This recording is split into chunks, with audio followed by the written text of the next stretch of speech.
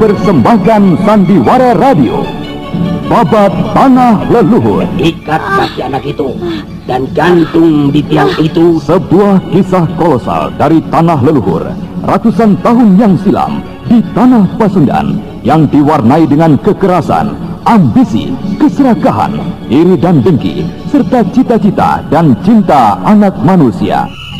Naskah disusun oleh Tisar Sponsen, ide cerita C.C. Suhyar, teknik dan montase Yadi Enos, musik oleh Ari Sabar, dengan sutradara Thomas Age. Didukung oleh Bahar Mario sebagai Seta Keling, Bambang Ceger sebagai Dampu Awung, Hana Pertiwi sebagai Sariti, Rio sebagai Purbaya, Yulia sebagai Cempaka, Ana Sambayon sebagai Rara Angken, Hari Akik sebagai Wanayasa, Nusri sebagai Girinda Sana, Herman sebagai Mbah Jatis, dan pengantar cerita Lukman Tambose. Selamat menikmati. Pada kisah yang lalu diceritakan bahwa Mbah Jatis mengambil alih Raden Karmapala dari Kiluminta yang sudah tak sanggup lagi mengajarnya. Mbah Jatis dapat memberikan keyakinan pada Raden Karmapala akan kehebatan aji-aji dari Padepokan Gualarang.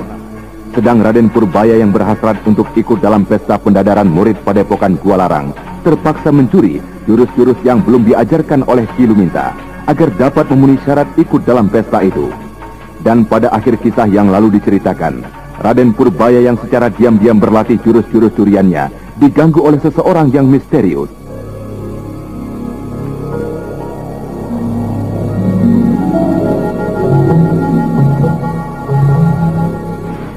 Oh, ada yang mengintip latihanku. Siapa ya?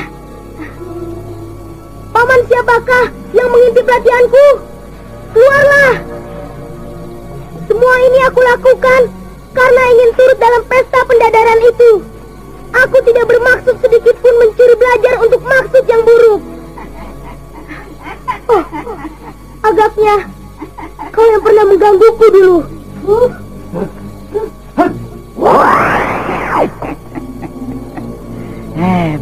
Bocah. Kenapa kau sampai berlatih di tempat gelap seperti ini? Bukankah padepokan ini adalah suatu padepokan yang besar? Kau dapat berlatih di salah satu ruangannya. Siapakah kau ini, Aki? Aku adalah kakek tua pikun yang sudah melupakan namaku sendiri.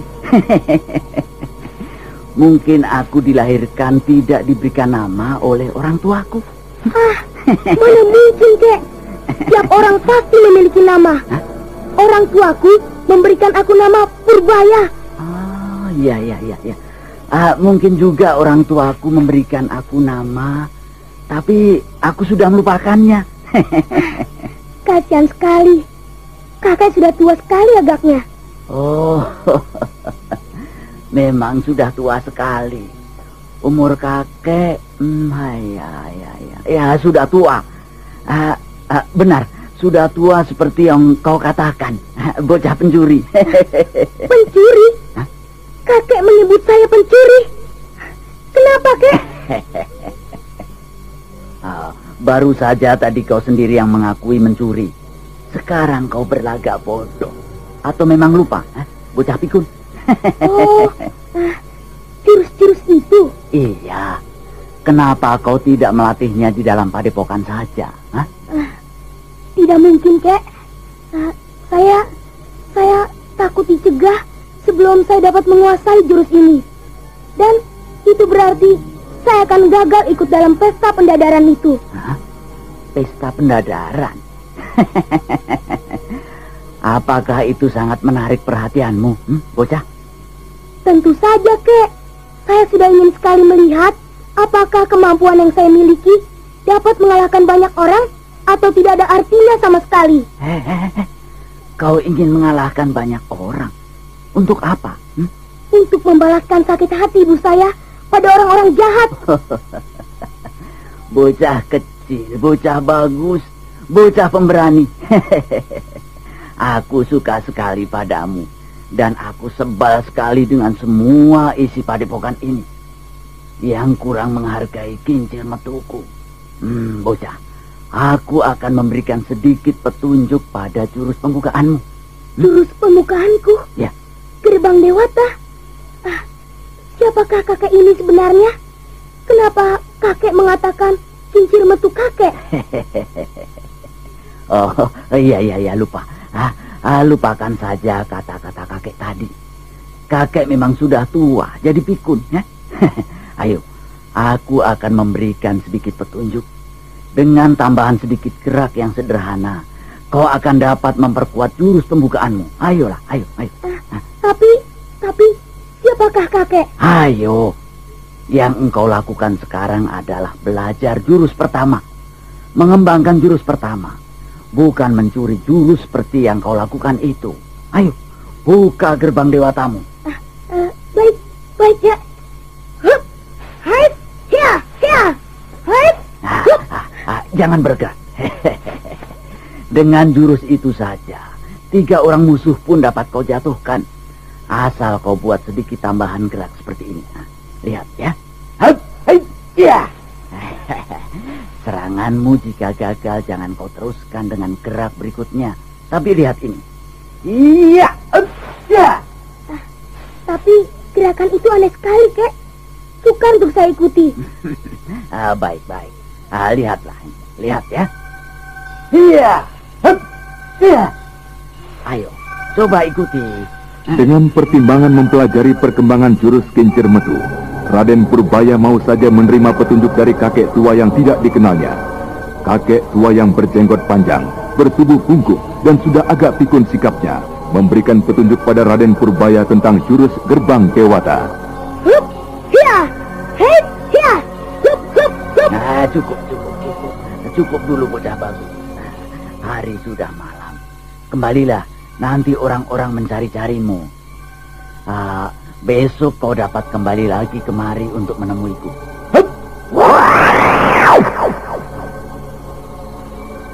Oh, hebat sekali gerakan kakek tua itu. Dalam suasana malam yang gelap ini, seakan-akan dia lenyap menghilang dari hadapanku. Aku tidak mencuri belajar dari luar. Yang kupelajari dari kakek itu memang tidak jauh berbeda dengan kincir metu. Ya, memang agaknya itu adalah perkembangan dari jurus gerbang Dewata. Sudahlah, sebaiknya aku kembali saja sekarang.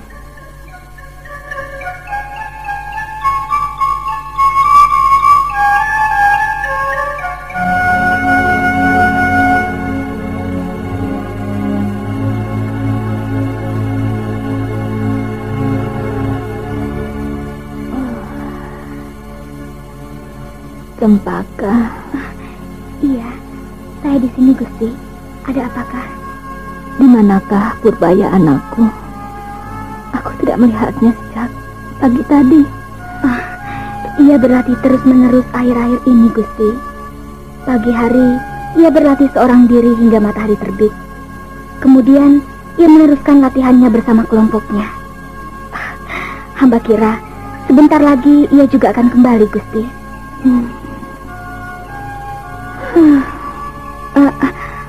Apakah saya perlu memanggilnya sekarang juga? Oh, tidak usah, Cempaka. Biarlah, nanti juga ia akan kembali. Semangat anak itu hebat sekali, Gusti. Hamba kira Gusti Purbaya kelak akan menjadi seorang pemuda yang tangguh. Ya, semoga saja anak itu dapat menjadi seorang pemuda yang mampu membela martabat dirinya dan martabat keluarganya yang telah diinjak-injak oleh senpata si ular licik itu. Memang menyakitkan bila mengingat peristiwa itu. Tapi Gusti harus ingat dengan kesehatan Gusti. Kesehatan Gusti akan dapat menjadi semakin buruk jika Gusti membenamkan diri Gusti ke dalam lamunan dan ingatan yang menyakitkan itu. Bagaimana mungkin aku dapat melupakan semua itu, Cempaka? Semua itu sudah menjadi bagian dari hidupku. Kakanda Prabu, istana Karangsedana, dan seluruh kerabatku di sana. Aku ingin sekali menanyakan perihal suamiku pada Eyang Resi. Hamba akan membantu menyampaikan keinginan Gusti pada Eyang Resi. Tidak usah, Cempaka. Biarlah anakku Purbaya saja yang menanyakan perihal ayahnya itu.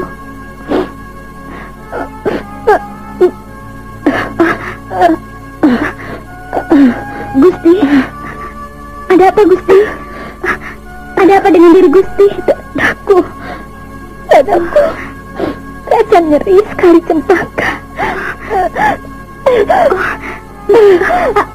Apa yang harus saya bantu Gusti?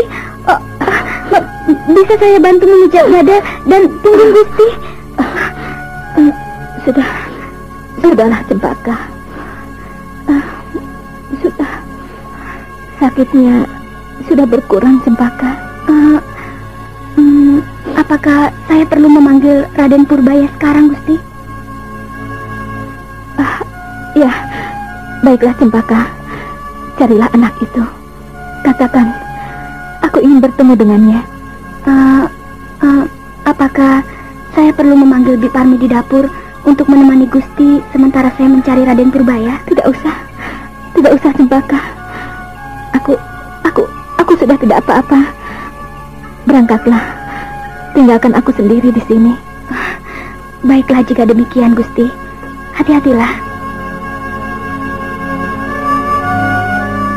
Dengan perasaan cemas akan keadaan Gustinya, Cempaka berlari menuju ke sungai kering yang tak jauh dari 9 mata air dewa.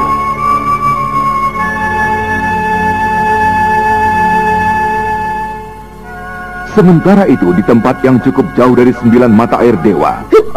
Tunggu dulu, Raden.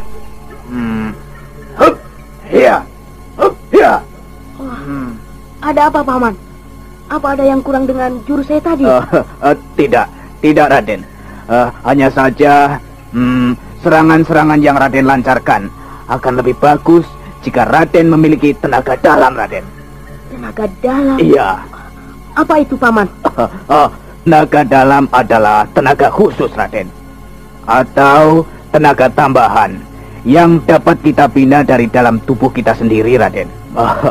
Nanti tentu Raden akan juga mendapatkannya dari Mbah Jatis, Raden.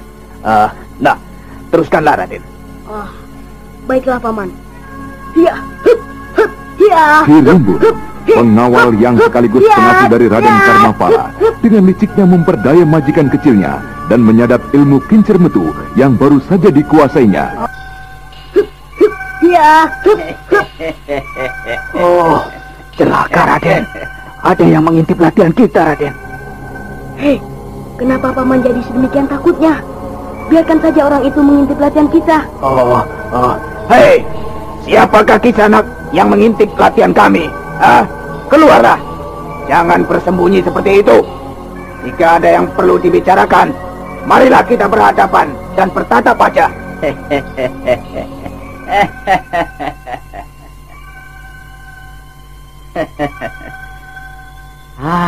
Aku tidak mau berhadapan dan berbicara dengan pencuri busuk dan tidak tahu malu seperti kau. Hei, siapakah kau? Orang gila yang tidak tahu diri. Tidak tahukah kau dengan siapa kau saat ini berhadapan? Ayo, keluarlah.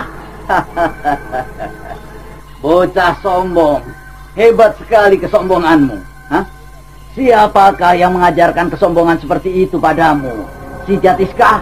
Atau mungkin si Wanayasa?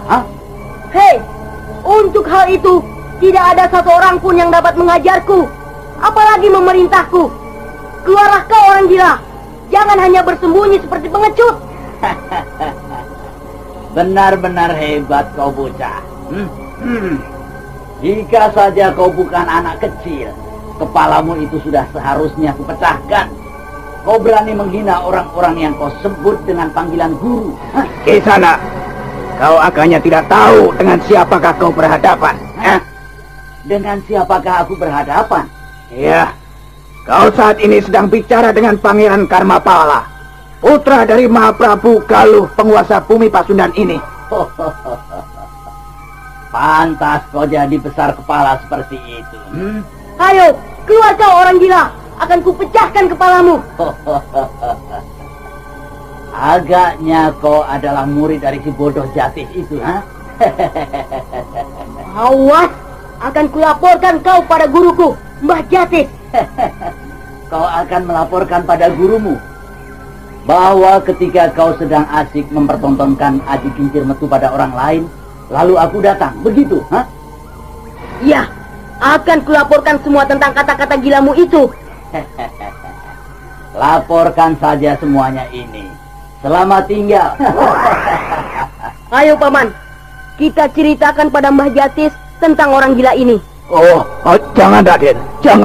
Raden mungkin akan juga dipersalahkan karena telah mempertontonkan Aji Kincir Metu itu pada saya, Raden. Tapi, bukankah saya hanya berlatih? Iya, tapi sudahlah Raden. Sebaiknya kita tidak usah menceritakan hal ini pada Mbah Jatis. Saya dapat menceritakan tentang orang gila itu saja. Tentang latihan kita saat ini, tidak akan saya ceritakan, Paman. Sebaiknya jangan, Raden. Orang itu tentu akan menceritakan pada Mbah Jatis. Seandainya ia berhasil ditangkap. Oh, baiklah. Jika memang Paman khawatir Mbah Jatis memarahi Paman. Tapi aku sendiri tidak takut dan khawatir jika sampai Mbah Jatis mengetahui semua perbuatanku. Ayo, kita kembali, Paman.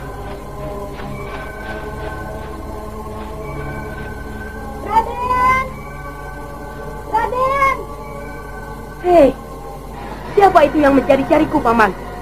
Raden! Ayo, kita lihat ke sana, Paman. Raden! Hei, Cempaka, untuk apa kau masih juga menghamba padanya? Dia kini bukan lagi seorang pangeran mahkota. Bahkan juga bukanlah putra seorang raja. Dia kini sudah tidak beda dengan anak-anak padepokan miskin yang tak dapat membayarmu sedikit pun. Tapi keluarga mereka adalah junjungan hamba dan juga junjungan keluarga hamba. Ayah dan ibu hamba sejak kecil sudah banyak mendapat pertolongan dari keluarga Raden Purbaya. Untuk itu, saya akan menghamba dan menyerahkan seluruh hidup saya padanya. Oh, jika Purbaya adalah junjunganmu, tahukah kau siapakah aku ini? Tahu, Gusti. Gusti adalah putra dari Mahaprabu Galuh. Hei, junjunganmu Paman Konda menghamba pada ayahandaku. Nah, bukankah dengan demikian aku adalah junjunganmu yang paling tinggi? Iya, tuanku adalah juga junjungan hamba. Kelak aku akan mengambil kau dari Purbaya dan dari ibunya. Kau tidak akan bisa menolak perintahku. Kau sudah tidak pantas menghamba pada pangeran miskin itu. Ayo Paman, kita kembali. Dewata, celaka sekali jika Raden Karmapala sampai mengganggu junjunganku Raden Purbaya. Agaknya anak itu mempunyai sikap tinggi hati yang tidak terpuji. Moga-moga Eyang Resi kelak dapat menolong mengendalikan sikap Raden Purbaya.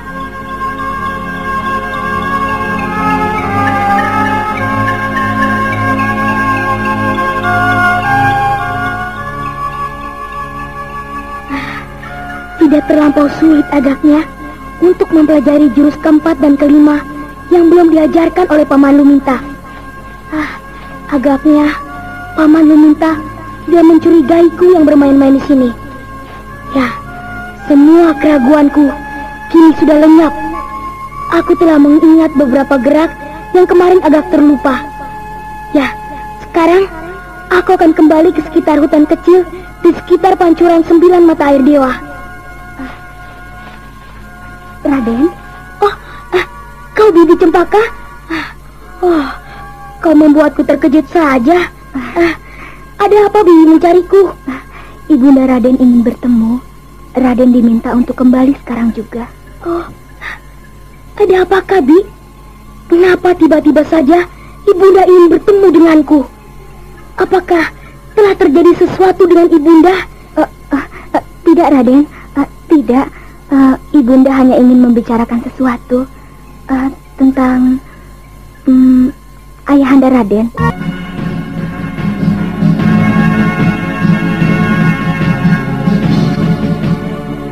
Raden Purbaya sesaat tercenung mendengar kata-kata bibinya. Hatinya kemudian menjadi berdebar cemas. Rasa khawatir yang merayap di hatinya membuatnya kemudian segera melompat berdiri. Raden, kau Bibi Cempaka, ada apa kau mencariku? Kau membuatku terkejut saja. Maaf Raden, jika Bibi membuat Raden terkejut. Ibunda Raden ingin bertemu dan meminta Raden untuk datang menemuinya sekarang juga. Ada apa, Bi? Kenapa tiba-tiba saja Ibunda ingin bertemu denganku? Apakah telah terjadi sesuatu dengan Ibunda? Tidak Raden, tidak. Ibunda hanya ingin membicarakan sesuatu tentang Ayahanda. Tentang Ayahanda? Iya Raden, tentang Ayahanda Raden. Ayolah, Ibunda sudah terlalu lama menunggu Raden. Baiklah, ayo Bi.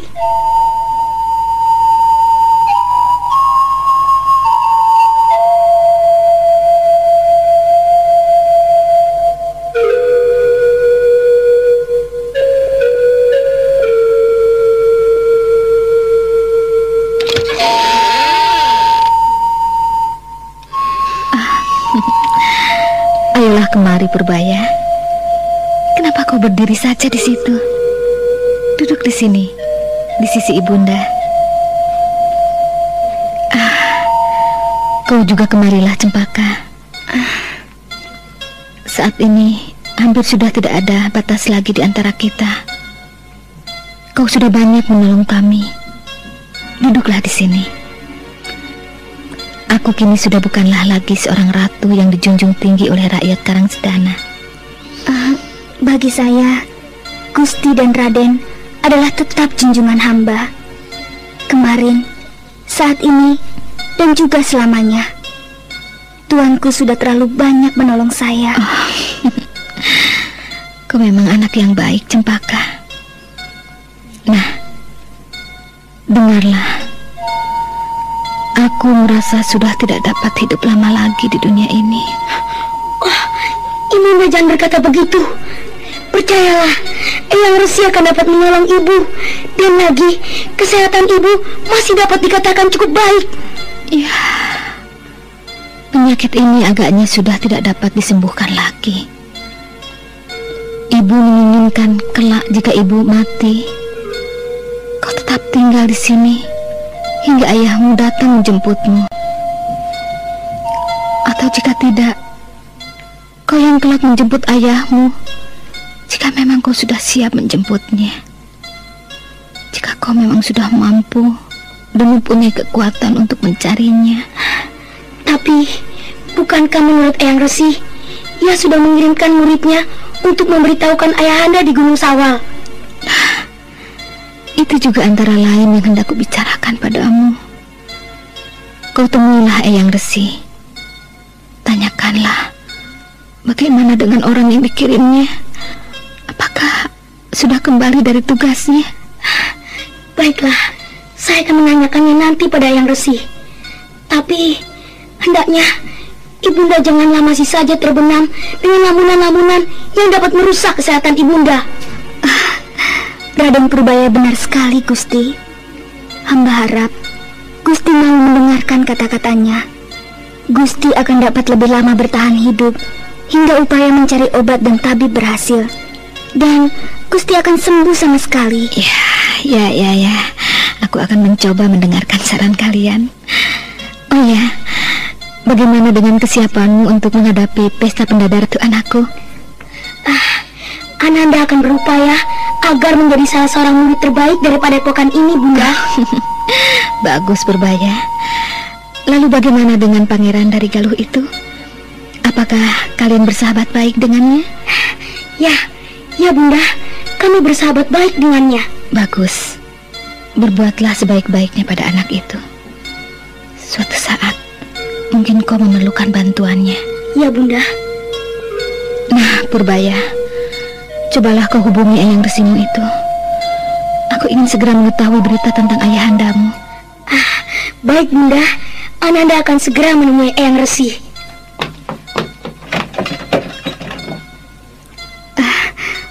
Maaf Gusti, apakah saya dapat keluar sebentar?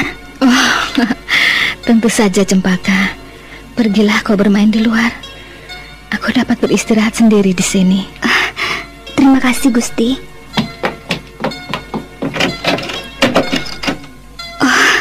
Aku harus segera menyampaikan hal ini pada Purbaya.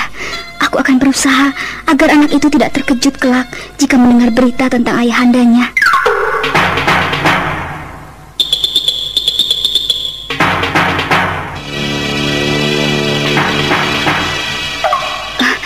Raden! Raden! Ada apa Bibi Cempaka memanggilku? Ada apa, Bi? Raden, bisa saya berbicara sebentar dengan Raden? Ada apa, Bi?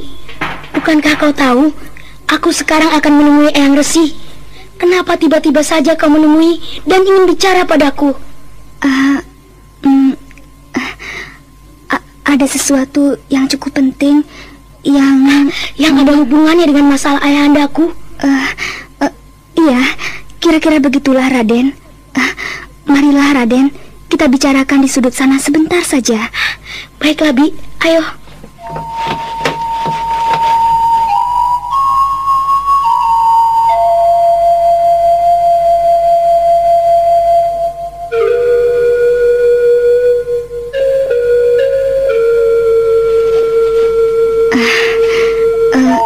Duduklah Raden.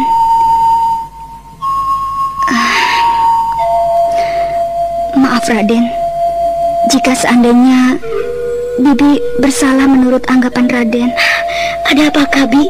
Katakanlah, jangan membuat aku bingung dan tidak mengerti dengan sikap Bibi yang aneh ini. Raden, akhir-akhir ini sementara Raden sibuk dengan latihan dan Ibunda Raden tidak bisa bergerak di tempat tidur, saya telah menyibukkan diri berkali-kali menghadap Eyang Resi untuk menanyakan perihal ayahanda Raden padanya. Jadi Bibi telah mengetahui bagaimana keadaan ayahandaku. Mengapa Bibi tidak menceritakannya pada kami? Dengarlah Raden, 2 hari yang lalu utusan Eyang Resi telah kembali dari Gunung Sawa. Dan menurut Eyang Resi... Bagaimana menurut Eyang Resi, Bi? Katakanlah, apa telah terjadi sesuatu dengan ayahanda? Tidak Raden, tidak terjadi sesuatu pun dengan ayahanda Raden. Akan tetapi hendaknya Raden tidak menjadi cemas. Ada apa dengan ayahandaku, Bi? Ayahanda Raden tidak berhasil ditemuinya di sana. Padepokan kecil dari Kiai Sedawarna kosong, tidak berpenghuni seorang pun. Akan tetapi menurut utusan itu tidak ada tanda-tanda terjadinya suatu keributan dan pertempuran di tempat tersebut. Mungkin menurut Eyang Resi, ayahanda Raden diajak menyingkir dari padepokan itu demi keselamatannya. Tapi kenapa Eyang Resi tidak memberitahukan berita itu pada kami, pada aku dan Ibunda? Itu karena Eyang Resi tidak ingin membuat Ibunda Raden menjadi kambuh penyakitnya. Saya pun diminta untuk tidak menceritakan juga pada Raden jika tidak terpaksa.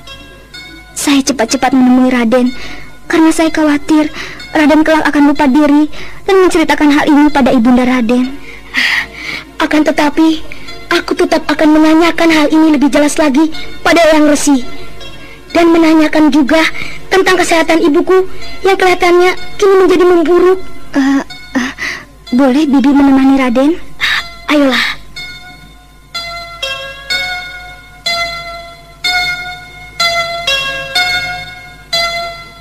Sementara itu, di sebuah desa di pinggiran kerajaan Karangsedana, tampak sekelompok gadis yang sedang asik mencuci dan mandi sambil tertawa-tawa riang.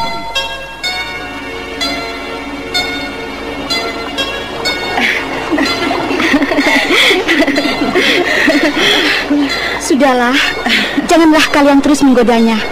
Nanti satu saat kalian akan dapat balasan dari kawan-kawan jika kalian menikah. Tidak apa Mira. Saat ini kita harus membuat Ujung gembira. Dia pasti hanya pura-pura malu mendengar godaan kita. Padahal hatinya senangnya bukan main. Ayo Ucum, ngaku saja. Iya kan?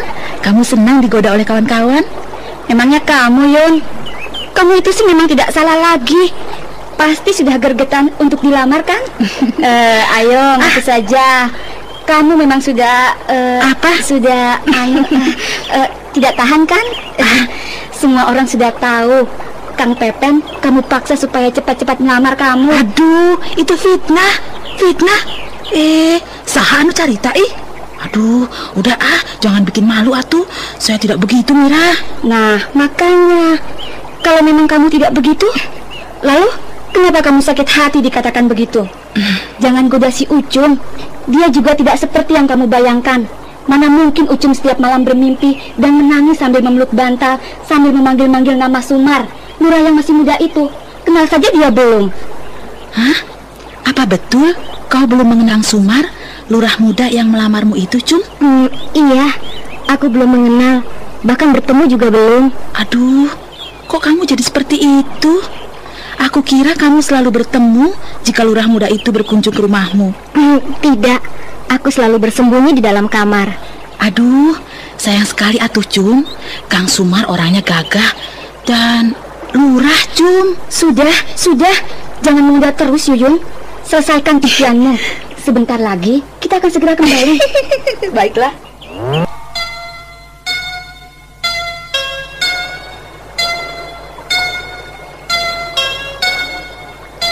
Sampurasun. Rampes.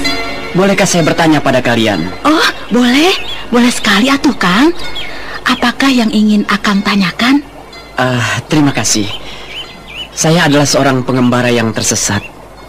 Saya sedang mencari desa Gunung Batu. Tahukah adik-adik di mana desa itu? Oh, desa Gunung Batu. Desa itu di sebelah barat desa ini, tidak jauh dari sini. Akang mencari siapa di sana? Kawan-kawan saya menunggu di sana. Terima kasih. Jika boleh saya tahu, siapakah nama kalian, adik-adik yang manis? Nama saya Yuyun, Kang. Dan itu Mira, kawan saya. Lalu Akang sendiri siapa? Namaku Dika Hanggara. Aduh, bagus sekali nama Akang.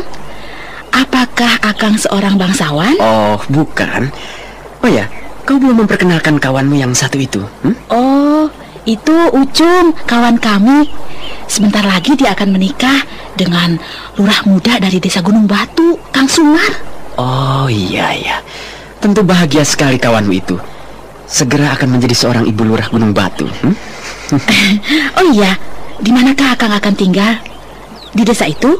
Maksud saya, di rumah siapa? Kami berjanji bertemu hanya di pinggiran desa Gunung Batu. Di sebelah timur.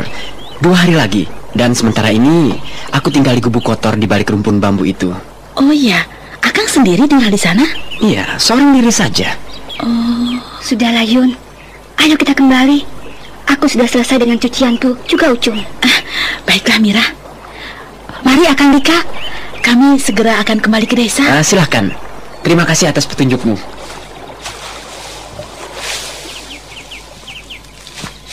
Aku tunggu kalian main ke tempatku. Jangan terlalu percaya pada pria yang belum kau kenal betul, Yun. Kau agaknya terpikat pada laki-laki itu. Siapa bilang? Apakah sikap ramah tadi itu kalian anggap sebagai bentuk rasa cinta? Rasa suka? Kalian ini memang suka mengada-ngada.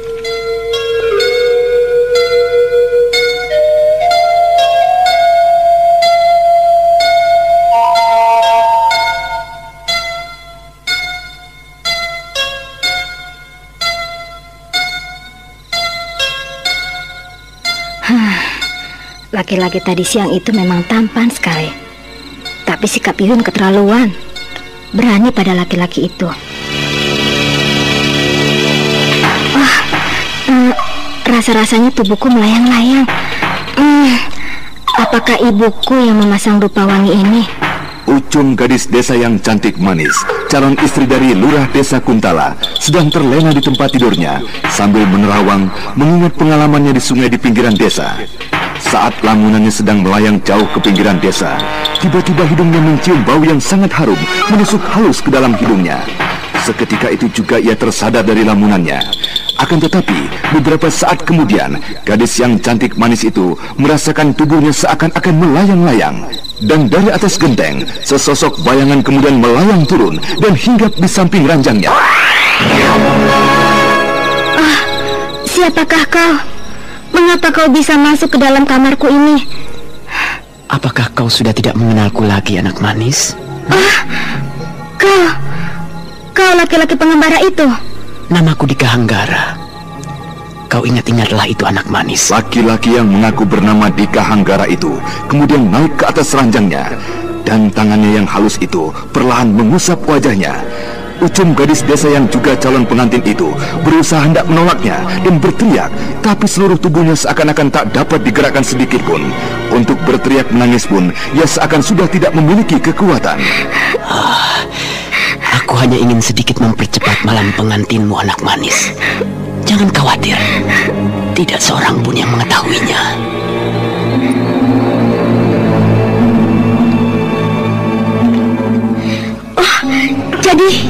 Jadi benar semua yang dikatakan Bibi Cempaka? Ya, memang benar.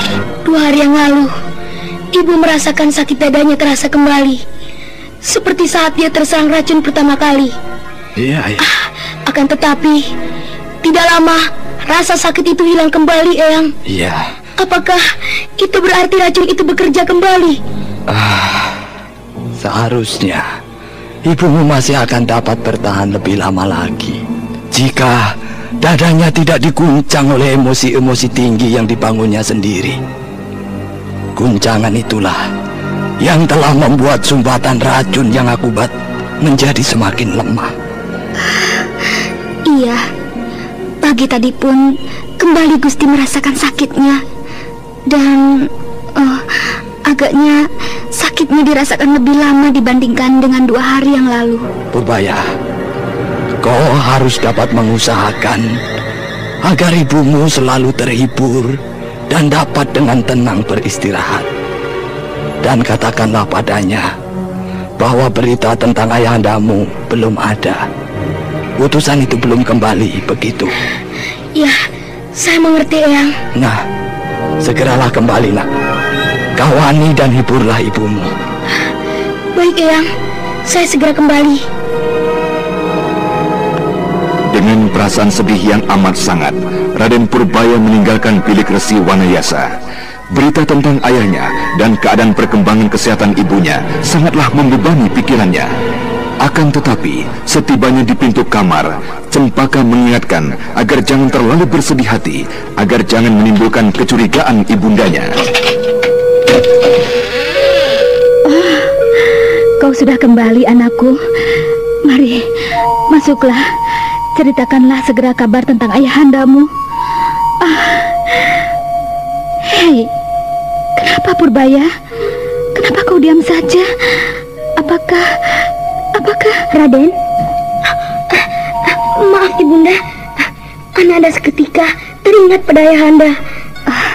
Raden, Ibunda bertanya pada Raden tentang berita ayahanda Raden. Eyang Resi mengatakan dalam waktu dekat utusan itu akan kembali. Ibu diharapkan agar tenang dan jangan berpikir yang buruk tentang keadaan ayahanda. Ya, aku mengerti, Purbaya. Walaupun sekejap rasanya, aku pun ingin bertemu dengan ayahandamu. Ibu, aku panggilkan Eyang Resi. Sudahlah, Purbaya, tidak usah.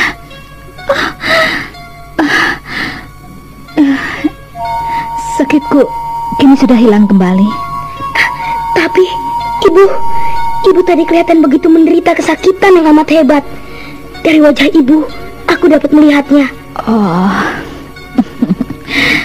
ya, sakit sedikit, Purbaya. Tapi kini sudah tidak terasa sama sekali. Tidak ada gunanya kau memanggil Eyang Resi. Aku tahu dia sudah tidak dapat berbuat banyak dengan racun yang bersarang dalam tubuhku ini. Tapi setidak-tidaknya Eyang Resi dapat mengurangi rasa sakit yang Ibunda derita. Tidak anakku. Kini Eyang Resi sudah tidak sanggup untuk melanjutkan pengobatanku. Ya, Itulah makanya aku ditempatkan di sini. Satu-satunya harapan ibumu adalah murid-muridnya yang diutus mencari obat-obatan itu kembali dan berhasil mendapatkannya. Tidak, Ibunda tidak boleh mati dulu. Ibunda harus melihat Ananda membalaskan sakit hati kita pada mereka yang telah membuat kita seperti ini, membuat Ibunda menderita dan sengsara. Oh, sudahlah anakku Purbaya. Ya, ibu akan mencoba bertahan sebisa Ibunda. Sudahlah, jangan menangis dan bersedih. Pergilah kau berlatih kembali, ya. Saya akan beristirahat, Bunda. Nanti sore baru saya akan berlatih lagi.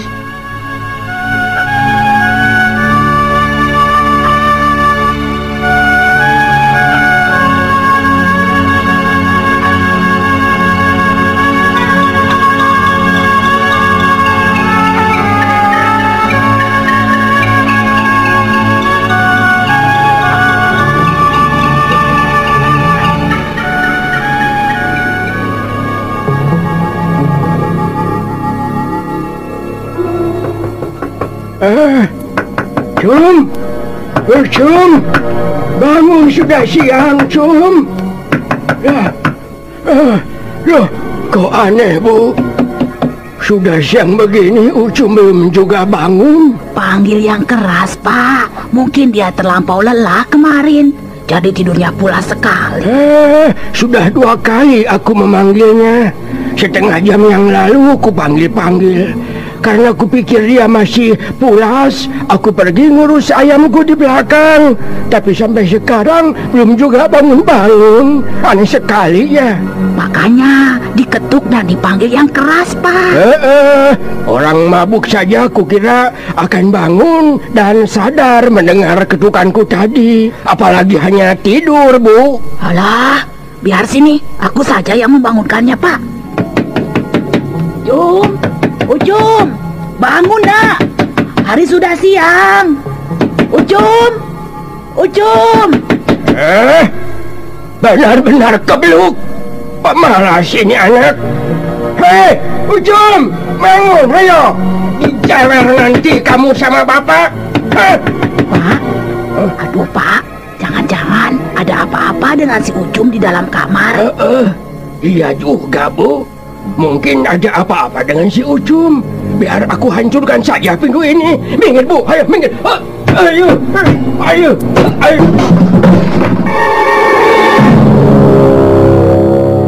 Pak Jugal Santa, ayah dari Ucum yang tiba-tiba saja menjadi khawatir, segera mendobrak pintu kamar anaknya. Dan ketika pintu itu berhasil dibukanya dengan paksa. Anakku! Pak, cepat tolong turunkan Ucum, Pak, cepat, Pak. Jugal Santa seketika terpekik panik dan kemudian ia menangis histeris ketika melihat tubuh anaknya tergantung di atas kamar dengan leher terikat oleh angkinnya sendiri. Kenapa bisa sampai begini, Ucum? Aduh, kenapa kau mengambil keputusan seperti ini? Ada apakah? Aku harus mencari tahu apa yang telah terjadi pada diri anak ini hingga dia mengambil keputusan seperti ini. Ya, Yuyun dan Mira, ya, aku akan menanyakan padanya.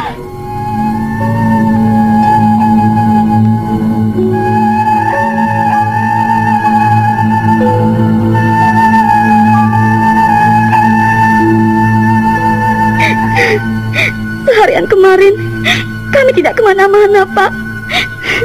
Hanya kami mencuci pakaian di sungai. Dan apakah Yuyun sudah mengetahui hal ini, Pak? Baru saja bawa dari sana dan orang tuanya mengatakan ia pergi ke sungai. Pergi ke sungai seorang diri? Iya. Memangnya kenapa, Naimira? Tidak, Pak. Biasanya kami selalu pergi bersama ke sungai, saya dengan Ucum. Apakah ada sesuatu yang terjadi kemarin pada diri kalian di sungai itu? Pada diri anakku Ucum? Tidak, Pak. Iya, Pak. Iya. Apa yang terjadi dengan anakku di sana? Kami bertemu dengan seorang pemuda yang Yang sangat tampan, Pak. Pemuda yang tampan? Lalu? Ucum sih tidak bicara sedikit pun dengannya. Tapi, Yuyun, Pak. Dia yang banyak bicara dengan pemuda itu. Siapakah dia? Apakah kau tidak mengenalnya? Dia bukan penduduk sekitar desa ini, Pak. Dia mengaku bernama Dika Hanggara. Dika Hanggara. Apakah pemuda itu mengganggu kalian? Tidak, Pak. Pemuda itu sangat sopan. Bahkan teramat sopan. Pemuda itu lebih mirip seorang perayi wanita daripada seorang pelajar sopan. Aku mencurigai laki-laki itu. Aku harus mencarinya. Laki-laki itu mengatakan dia tinggal di gubuk yang tak jauh dari tempat kami biasa mencuci. Jika begitu, ayo kau antarkan bapak ke sana. Aku akan menanyakan orang itu perihal anakku.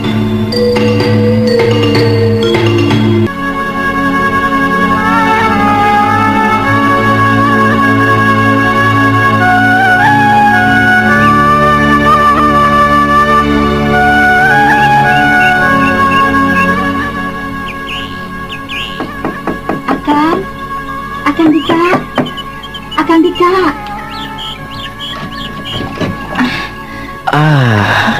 Kau gadis manis yang kemarin di sungai itu. Ada apa? Ini saya bawakan Akang makanan. Terima kasih. Kau baik sekali. Mari masuk. Duduklah, tidak usah malu-malu. Ayo. Kau bawakan aku apa? Nasi putih, sayur, dan saya potongkan ayam untuk Akang. Kau baik sekali. Oh ya, siapa namamu? Akang begitu. Sudah lupa ya? Nama saya Yuyun. Oh iya, Yuyun. Terlalu banyak Akang memikirkan pekerjaan. Jadi Akang sampai lupa dengan namamu, Yuyun. Akang lupa pasti karena memikirkan Ucum kawan saya itu. Oh tidak adik manis. Akang justru tertarik pada Yuyun. Adik Yuyun justru memiliki daya tarik lain daripada yang lain. Akang Dika bisa saja. Iya. Lihatlah, bulu-bulu halus di tangan adik Yuyun ini pasti disukai oleh setiap laki-laki. Aduh, lepaskan atuh Kang. Malu. Nanti jika dilihat orang kan malu. Siapa yang lihat? Kita hanya berdua saja di sini. Lagi pula Akang cuma pegang-pegang tangan saja. Memangnya kenapa? Adik Yuyun marah? Marah tidak? Tidak. Jika cuma pegang tangan saja, tidak apa-apa. Sebentar adik manis. Pintu itu harus kita tutup. Malu jika sampai ada orang lewat di depan gubuk ini dan tahu adik sedang berada di dalam sini. Tapi Akang? Tidak apa. Kita hanya akan berbicara dengan tenang di sini. Akang.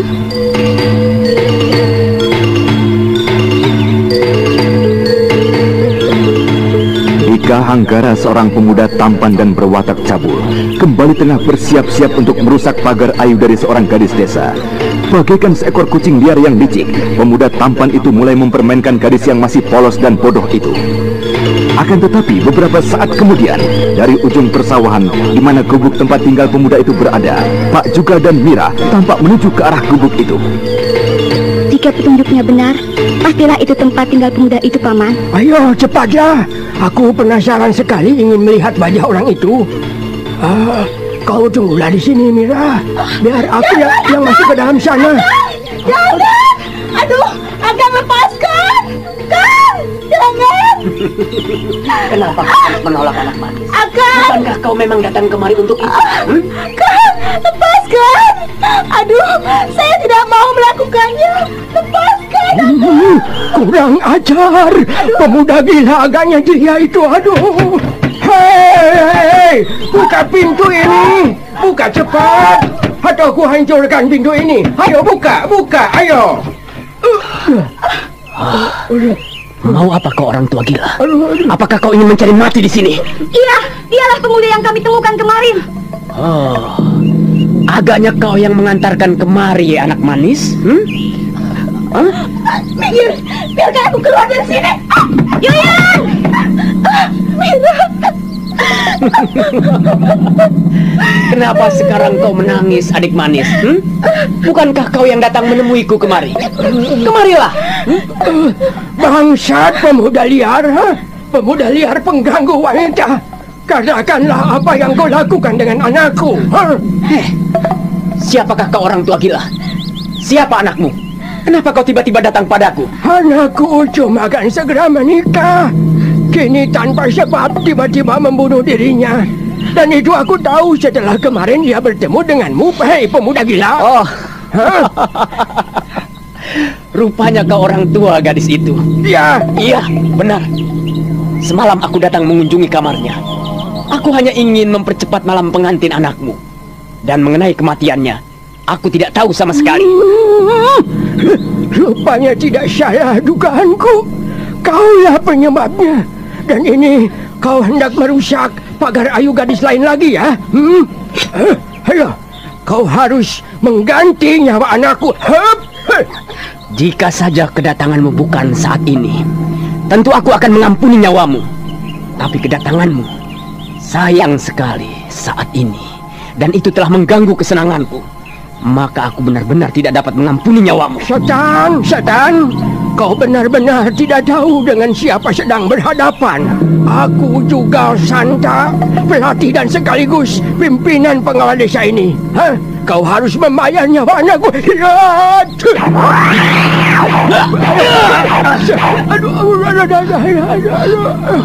Aduh, anak gila. Aduh, kau bunuh kau.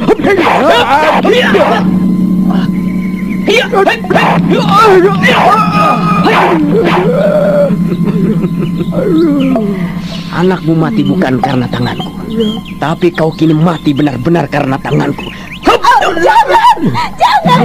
Jangan bunuh pamanku. Jangan bunuh paman juga.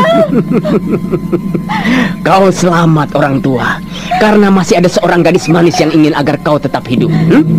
Nah, kembalilah. Kebumikanlah anak gadismu itu baik-baik. Selamat tinggal anak-anak manis. Aduh, setan, pemuda iblis. Awas kau. Kau kini tidak hanya berhadapan denganku, tapi dengan Sumar, lurah desa Gunung Batu. Akan ku cari kemanapun kau bersembunyi. Paman, pemuda itu besok masih berada di sekitar desa kita.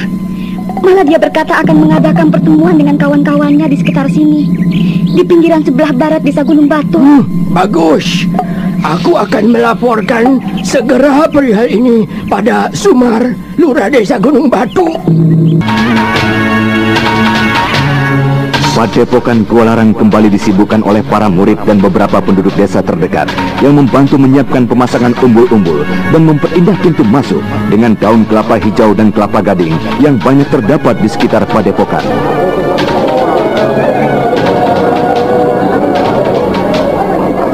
Raden, sudahlah, beristirahat sajalah dulu. Raden sudah cukup membantu untuk hari ini. Mereka yang bekerja sejak pagi bersama dengan Raden sudah beristirahat. Dan mereka kini sedang berlatih dalam sanggar padepokan. Biarlah, Bi. Aku akan berlatih sore nanti, bila pekerjaan ini sudah selesai. Tapi nanti Raden akan menjadi lelah dan tidak dapat berlatih. Bukankah Raden akan ikut dalam pesta pendadaran ini? Raden harus berlatih. Ya, aku tahu, Bi. Tadi pagi-pagi sekali aku sudah berlatih. Dan nanti malam pun aku akan berlatih kembali. Dan aku akan dapat melepaskan lelah sebelum matahari terbenam hingga malam hari tiba. Lihatlah, Bi, janur yang dibuat oleh kakak-kakak itu. Bukankah bagus sekali? Iya, bagus. Bagus sekali, Raden. Dan anyaman-anyaman daun ini, Raden, Raden yang membuatnya. Ya, benar. Aku hanya memperhatikan mereka membuatnya sebentar. Lalu aku mencobanya. Dan lihat, bagus juga kan? Iya, cukup bagus, Raden. Lihat itu, Raden. Raden Karmapala agaknya memanggil Raden. Biarkan saja, Bi. Sudahlah, jangan memperhatikan anak itu. Aku tidak suka dengan sikapnya. Tapi Raden, Bibi telah melihatnya. Nanti dia akan menjadi marah pada kita, pada Raden. Aku tidak takut pada anak itu. Cempaka menjadi cemas melihat sikap dari majikannya yang masih saja tidak mau memperhatikan panggilan dari Raden Karmapala, putra seorang maharaja besar, yang juga menjadi junjungan dan sembahan ayahandanya Raja Karangsedana. Aku tidak takut pada anak itu. Iya, tapi Raden harus ingat siapa Raden Karmapala. Sudahlah, janganlah kita mencari susah dengannya. Jika sampai terjadi apa-apa, terjadi keributan dengannya, tentu Ibu Raden akan menjadi pusing mendengarnya. Ayolah, temui Raden Karmapala demi Ibunda Raden. Tapi anak itu... Sudahlah Raden, lihatlah, dia terus saja melambaikan tangannya kemari. Baiklah, kau tunggu saja di sini. Aku akan segera kembali dan beristirahat.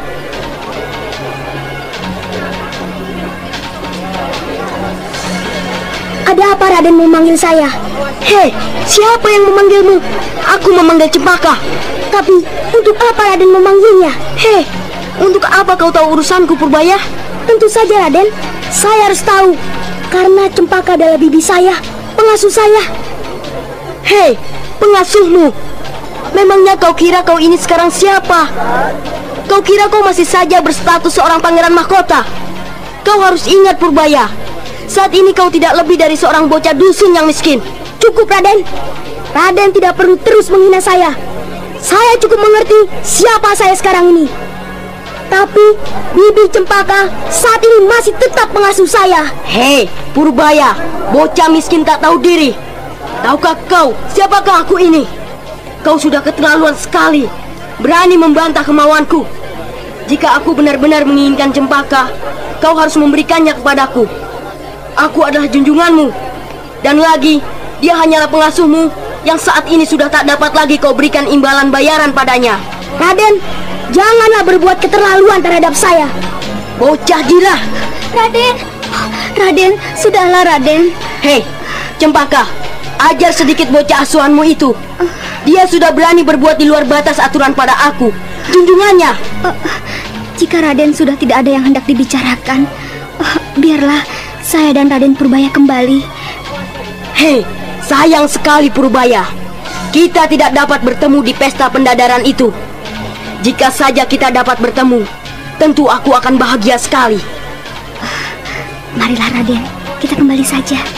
Jangan layani Raden Karmapala.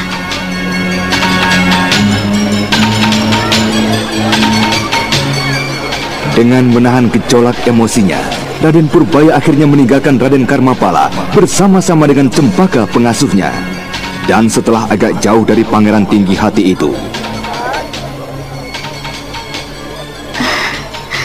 kenapa Raden masih saja tidak dapat mengalah dengan Raden Karmapala? Hampir saja terjadi hal yang dapat membuat ramai padepokan ini. Karmapala terlalu sekali padaku, Bi. Dia benar-benar menganggapku sebagai budak yang tidak berharga. Mengalahlah jika Raden masih dapat. Demi Ibunda Raden, hamba benar-benar khawatir jika keributan ini sampai terdengar oleh Ibunda Raden. Tentulah Ibunda Raden akan menjadi parah penyakitnya. Dan Raden tentu tahu sendiri apa yang akan terjadi pada Ibunda Raden akhirnya. Ya, aku mengerti, Bi. Aku mengerti. Apakah yang baru saja terjadi tadi, Raden? Karmapala menghendaki Bibi bekerja padanya. Dan katanya aku sudah tidak pantas memelihara Bibi karena aku adalah seorang pangeran yang miskin. Apapun yang akan terjadi, saya akan tetap bersama Raden dan Ibunda Raden. Saya tidak akan meninggalkan Raden. Tapi Raden Karmapala benar.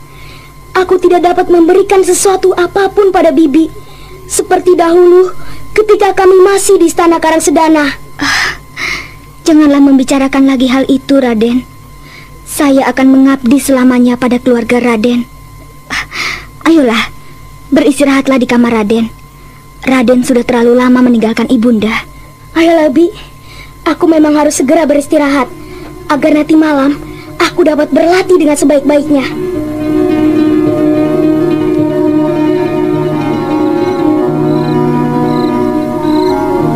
malam itu bulan telah kian membesar, bersinar di angkasa raya.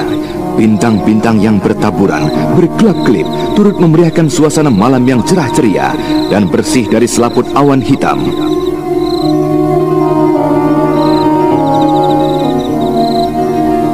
Di keheningan malam, di sekitar rimbunan pohon 9 mata air dewa, terlihat jelas sesosok tubuh anak berumur sekitar 12 tahun sedang asik berlatih seorang diri. Gerakannya yang lincah melompat ke sana kemari, menyerang kian kemari, dan sesekali tubuhnya melenting cukup tinggi dan berputar di angkasa. Hup, hup, ya, hup, ya, hup, ya, ya, hup. Oh, rasa-rasanya gerakanku menjadi semakin lancar. Tapi apakah itu berarti jurus yang kumainkan juga sudah tepat dan benar?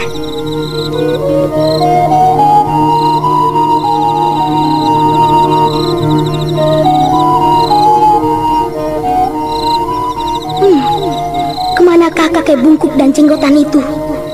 Mengapa ia belum muncul juga? Apakah malam ini dia tidak datang? Biarlah aku berlatih saja sendiri malam ini. Jurus gerbang dewataku agaknya menjadi sedikit berubah. Apakah Kilumintah guruku tidak akan memarahiku jika ia mengetahuinya? Biarlah, aku akan terus melatih gerbang dewataku yang baru ini. Hup, ya, hup, ya, hait, ya, ya. Aku adalah murid terakhir dari padepokan ini bersama-sama dengan Raden Karmapala. Akan tetapi, aku tidak ingin menjadi murid yang paling bodoh sebagaimana halnya murid baru. Aku tidak ingin nanti pada pesta pendadaran itu menjadi murid yang paling buntut dalam urutan pertandingan itu. Hup, ya, hai, hup.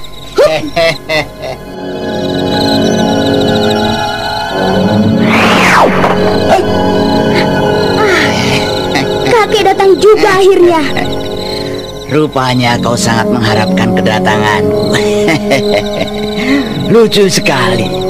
Kenapa justru aku yang kau harapkan, bukan gurumu, ha? Kakek amat baik padaku. Kakek sudah menolong, mengarahkan, serta memberi petunjuk yang baik padaku.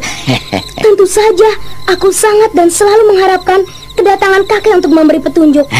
Tahukah kau, perbuatanmu ini sudah melanggar peraturan padepokanmu. Bukankah sebagai murid dari Gua Larang, kau dilarang belajar suatu ilmu apapun dari orang lain? Tapi, bukankah yang saya pelajari adalah juga jurus dari padepokan ini? Jurus kincir metu. Tapi apakah mata para guru kalian di padepokan ini tidak tahu dan tidak mengerti? Masakan Eyang Resi dan Mbak Jatis tidak tahu dan mengerti, kek? Ya. Sudah. Mudah-mudahan saja mata mereka dapat melihat dan bisa mengerti. Ayo, coba kau lakukan lagi gerbang dewata. Ayo, baik, cepat. kek. Hup, hai, ya, ya, hup, ya, hai, ya, ya, hup, ya, hup, ya, hup. Nah, bagaimana, kek? Apakah gerak tambahan yang kakek berikan sudah cukup baik saya lakukan? Ya, bolehlah. Sudah cukup baik. Kenapa kakek ragu seperti itu? Apakah dengan jurus ini saya dapat mengalahkan kakak-kakak yang belajar bersama-sama dengan saya? Apa? Kau benar-benar menghina aku, bocah. Gurumu pun yang mengajar gerbang dewata itu dapat kau kalahkan. Berarti saya sudah menjadi seorang pendekar tangguh dong, kek. Bocah. Agaknya kau tidak mempercayai kata-kataku, ya? Tentu saja saya percaya pada kata-kata kakek. Tapi jika dengan gerbang dewata ini saya dapat mengalahkan Kilumintah, guru saya, apakah itu tidak berlebihan? Kau lihat saja nanti. Hanya saja pesanku, nanti jika mereka mempersulitmu dan menanyakan macam-macam padamu, katakan saja, kincir metu adalah sebuah ilmu. Ilmu lahir dari kepala. Nah, kenapa kalian tidak tarik buntut hingga ke atas kepala? Ingat-ingatlah itu, bocah, ya. Kincir metu adalah sebuah ilmu. Ilmu lahir dari kepala. Iya. Nah, kenapa kalian tidak tarik buntut hingga ke atas kepala? Bagus. Ya. Ingat-ingatlah kata-kata yang dapat menyelamatkanmu dari kesulitanmu itu, ya. Nah, untuk sementara mungkin kita tidak bertemu dulu.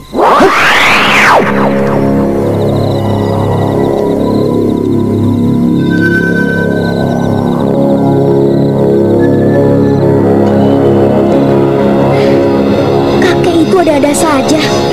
Masakan aku bisa mengalahkan Kinuminta guruku dengan jurusku ini?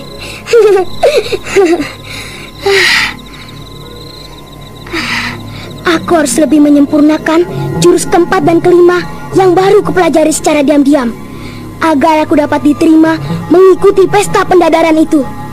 Hup, hup, hea, hait, hea, hea, hup, hea, hup, hea, hait, hait, hup.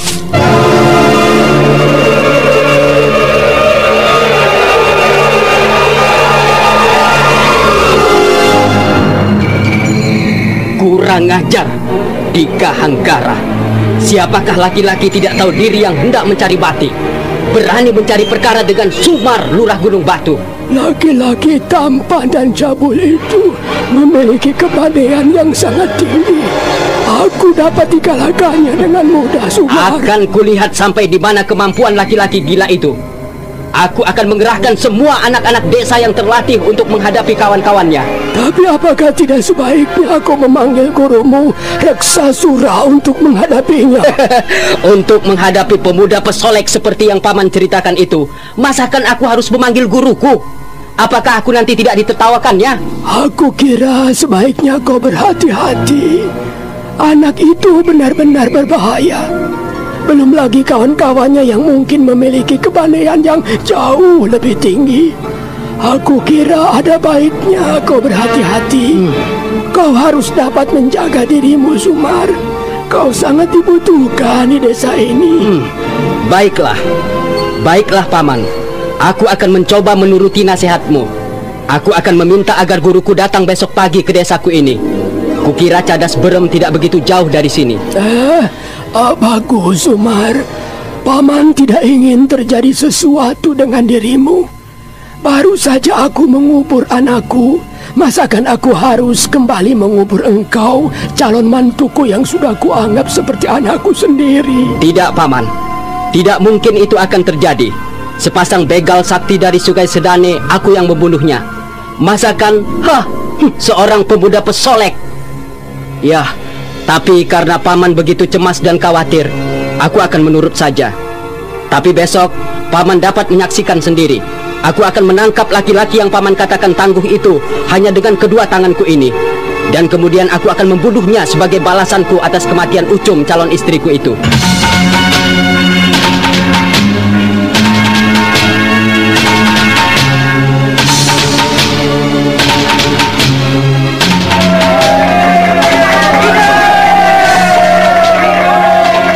Pesta pendadaran dari murid Padepokan Kualarang telah dimulai, dan Padepokan dari Hyang Resi Wanayasa membuka pintu lebar-lebar bagi para penduduk yang ingin menyaksikan pesta pendadaran tersebut. Dan pada kesempatan itu, Raden Wanayasa membeberkan kesempatan dan penawaran pada para penduduk yang ingin bergabung dalam padepokannya. Dan di panggung kehormatan, Resi Wanayasa, Mbah Jatis dan para murid utamanya duduk menonton. Pesta pendadaran itu hanya diperuntukkan bagi murid-murid tingkatan pertama dan kedua saja. Sedangkan bagi murid tingkatan ketiga dan seterusnya, hanya sekedar mendemonstrasikan saja kehebatan dari jurus tingkatan mereka. Hingga pada akhirnya,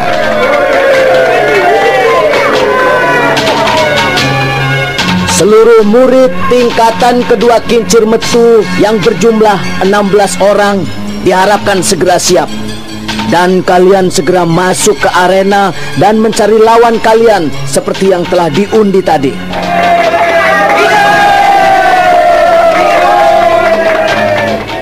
Hei, sayang sekali kau tidak bisa ikut dalam kesempatan sebesar ini, Purbaya. Tapi itulah resikonya seorang murid yang bodoh seperti kau.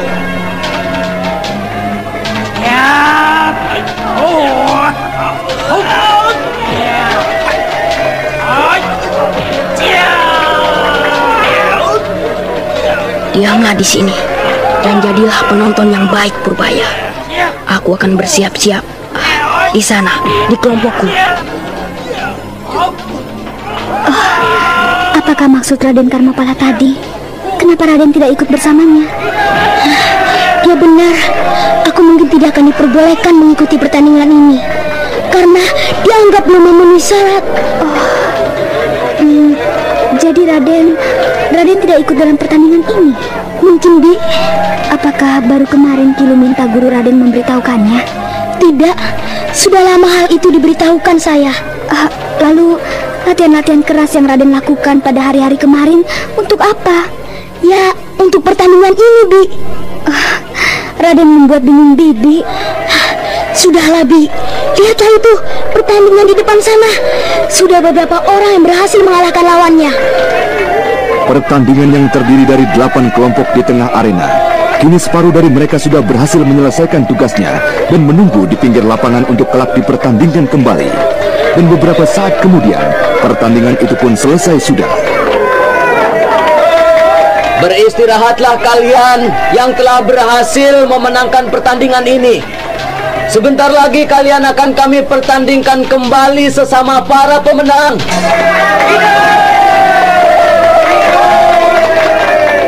Seluruh murid dari Angkatan Dasar Gua Larang segera memasuki arena. Nah, untuk dapat mengikuti pertandingan ini, seperti biasanya, kalian diminta untuk menunjukkan paling sedikit 5 jurus dari kincir metu tingkatan pertama yang telah kalian kuasai. Dan Mbah Jatislah nanti yang akan memberikan hak bagi kalian untuk dapat mengikuti pertandingan ini. Aku akan masuk ke sana bersama kawan-kawan, Bi. Tapi Raden, bukankah... Sudahlah, tunggulah di sini.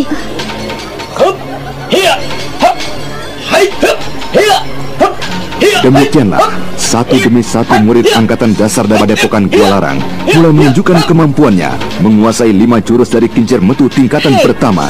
Mau apa kau ikut kemari, Purbaya? Apakah kau ingin merengek untuk dapat mengikuti pertandingan ini? Saya akan mencoba memenuhi persyaratan itu, Raden. Hei, bagaimana kau dapat memenuhi persyaratan itu jika kau belum mendapatkan jurus keempat dan kelimanya? Saya akan mencobanya, Raden. Hei, bocah sinting. Giliranku tiba.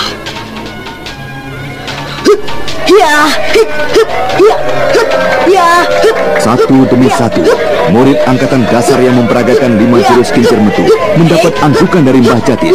Dan itu berarti mereka telah memenuhi persyaratan untuk dapat mengikuti pertandingan pendadaran. Dengan mengangkat dada, Raden Karmapala memasuki arena. Dan seketika itu juga, para penonton menjadi hening. Mereka tidak menyangka akan hadirnya seorang anak yang baru akan berangkat remaja mengikuti pertandingan. Dan ketika Raden Karmapala mulai membuka jurus pertama dengan gerakan yang indah dan mantap, para penduduk desa di sekitar Padepokan yang kini memadati arena bersorak dengan riuhnya.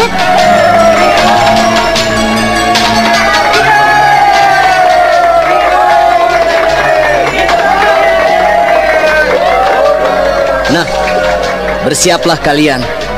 Ki Jaluk akan membantu kalian untuk mengundi, menentukan lawan kalian masing-masing. Paman Luminta, saya belum mencobanya. Apakah Raden belum mengetahui persyaratannya? Sudah, Paman.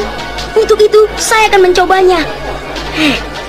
Purbaya belum menerima jurus keempat dan kelima. Bagaimana mungkin ia dapat memenuhi persyaratannya? Anak gila. Luminta, bukankah kau bilang Purbaya belum menerima hingga jurus kelima? Betul, Guru.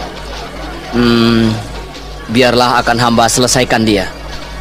Raden, bukankah Raden belum menerima jurus keempat dan kelima? Benar, Paman. Akan tetapi, saya akan mencobanya. Siapa tahu saya dapat melakukannya. Bukankah pesta pendadaran ini terbuka bagi seluruh murid Padepokan ini, asalkan dapat memenuhi persyaratannya? Tapi bukankah... Sudahlah, Luminta. Biarkan anak itu mencobanya. Dia benar. Dia mempunyai hak untuk mengikuti, asalkan dia dapat memenuhi persyaratannya. Silakan, Raden. Kau boleh mencobanya, Raden.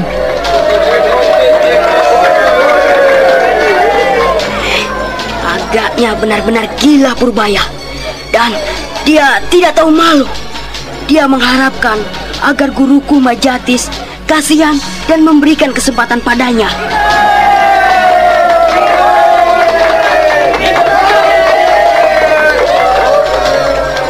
Aku tidak boleh mengeluarkan tambahan dari jurus gerbang dewata yang diajarkan kakek jenggot itu. Aku hanya akan mengeluarkan 5 jurus kincir metu yang kini telah kukuasai. Jurus demi jurus telah dibuka oleh Raden Purbaya. Gerakan kincir metu kembali dimainkan oleh seorang bocah kecil. Dan kali ini, Purbaya melakukannya jauh lebih indah dan perkasa dari yang dilakukan oleh Raden Karmapala. Para penduduk kembali bersorak riuh. Akan tetapi, para murid, guru, dan pelatih dari Padepokan Gua Larang justru terdiam. Dan dengan hati berdebar, mereka menanti apa yang akan dilakukan oleh Raden Purbaya ketika memasuki jurus keempat. Lumingkah, anak itu dapat melakukan dengan baik jurus keempat itu. Kau lihat, kini dia memasuki jurus yang kelima. Saya sendiri tidak pernah mengajarnya, Guru. Saya tahu benar bahwa dia baru saja menguasai jurus ketiga. Nanti kau tanyakanlah dari mana anak itu mempelajari jurus yang belum kau berikan itu. Bagaimana pendapat Kakang tentang Raden Purbaya? Dia itu anak baik. Dia berhak untuk mengikuti pertandingan ini.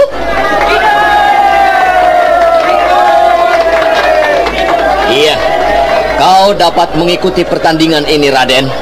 Akan tetapi, kemarilah sebentar. Baik, Paman. Ki Jaluk, tolong kau undi mereka. Tentukan lawan mereka masing-masing. Baik, baik. Nah, kemarilah Raden. Ikutlah bersamaku sebentar. Ini Mbah Jatis dan Eyang Resi ingin mengetahui dari mana kau mendapatkan jurus keempat dan kelima itu. Aku belum merasa mengajarkanmu. Kau telah mencuri belajar jurus itu? Paman, bukankah saya murid dari Padepokan ini? Setiap hari saya berlatih dengan kakak-kakak saya di sanggar. Dan saya melihat mereka memainkan jurus keempat dan kelima. Saya ingin ikut dalam keramaian ini. Karena saya belum diberikan jurus itu. Saya mencoba mempelajari sendiri jurus itu setiap malam hari.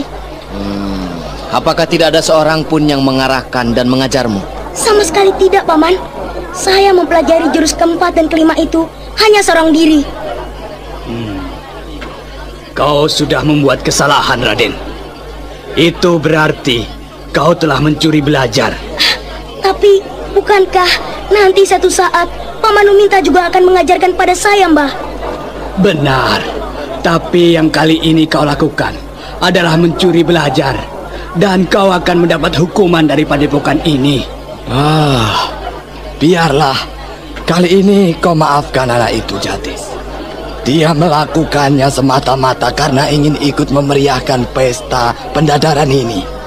Nah, kembalilah kau ke arena Purbaya.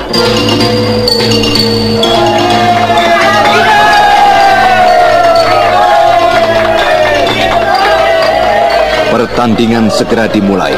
Raden Karmapala mendapatkan lawan salah seorang murid yang hampir lengkap mempelajari aji kincir metu sampai ke tingkatan terakhir. Sedangkan Raden Purbaya lebih beruntung. Ia menghadapi murid yang baru memiliki 6 jurus kincir metu. Aku akan mencoba mengalahkan lawanku ini dengan tanpa mempergunakan gerbang dewata yang telah dikembangkan oleh kakek jenggot itu.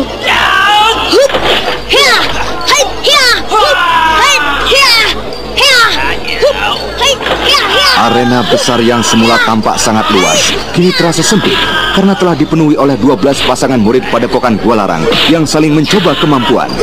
Raden Purbaya di salah satu sudut arena kelihatan berusaha keras untuk dapat mengatasi lawannya. Serangan demi serangan saling dilancarkan dan mereka saling berusaha untuk mematahkan serangan-serangan yang sudah mereka kenal. Dan beberapa saat kemudian, beberapa orang peserta sudah berhasil menyelesaikan pertandingannya.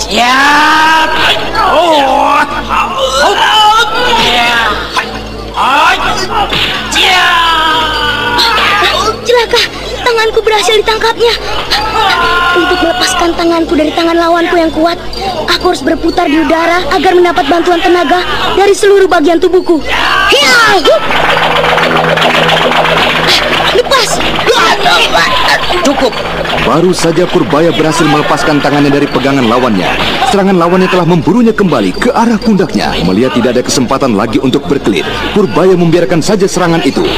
Akan tetapi anak yang cerdik ini kemudian membarengi serangan bagian yang cukup berbahaya di bawah pangkal lengan lawannya.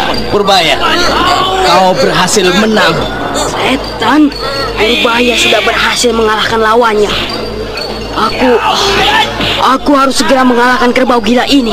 Darah Karmapala semakin bergejolak melihat Raden Purbaya yang selama ini dianggapnya belum siap untuk mempelajari ilmu besar dari Padepokan Dua Larang sudah lebih dahulu berhasil mengalahkan lawannya. Raden Karmapala terus melancarkan serangan pada lawannya yang jauh lebih dahulu mempelajari kincir metu daripadanya.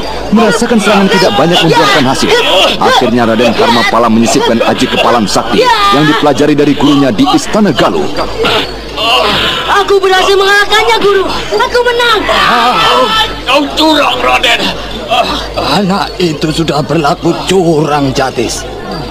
Dia sudah mengeluarkan ilmu kepalan sakti yang pernah dipelajari dari Istana Galuh.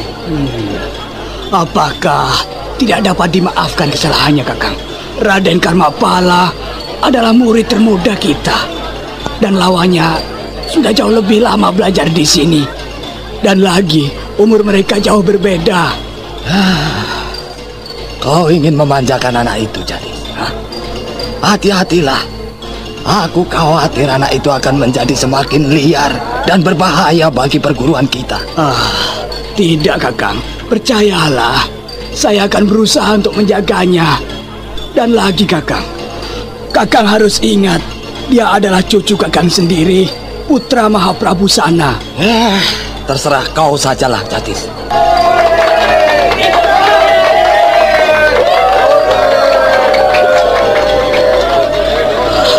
Sebentar lo minta. Raden Karmapala belum dapat dinyatakan menang. Dia boleh beristirahat dan sebentar lagi akan mengulang pertandingannya dengan lawannya. Raden, jika pada pertandingan berikut nanti Raden masih juga mempergunakan aji dan ilmu lain yang berasal dari luar padepokan ini, Raden Purbaya tidak dapat berkata apapun juga. Ia melihat Resi Wanayasa yang merupakan paman dari ayahandanya memandanginya dengan perasaan kecewa. Sementara itu, pertandingan di arena telah selesai dan kini Kiluminta meminta agar mereka yang menang untuk beristirahat dan murid-murid dari tingkatan kedua Kincir Metu mulai bersiap-siap untuk meneruskan pertandingan babak berikutnya. Sementara itu, di bawah sebuah pohon besar yang rindang di pinggiran desa Gunung Batu, tampak sekelompok laki-laki yang sedang duduk berbincang dengan serius. Mereka adalah Ki Sampar Angin dan muridnya Dandung Amoksa, Pendeta Girinda Sana dan Rakosa Pala muridnya. Dan beberapa di antaranya adalah laki-laki bertampang seram yang mengenakan kalung berkepala tengkorak. Terima kasih, Ade Girinda Sana dan Ade Wirageni, dan juga kawan-kawan yang lain yang sudi menghadiri pertemuan ini. Akan tetapi, sayang sekali, hingga saat ini Mayang Telasih belum kelihatan bersama dengan Dika Hanggara, kekasihnya. Lalu bagaimana dengan Kakang Prabangkara? Bukankah Kakang Sampar mengatakan bahwa ia akan datang pada pertemuan ini? Kakang Prabangkara menitipkan pesan dan salamnya pada kalian semua.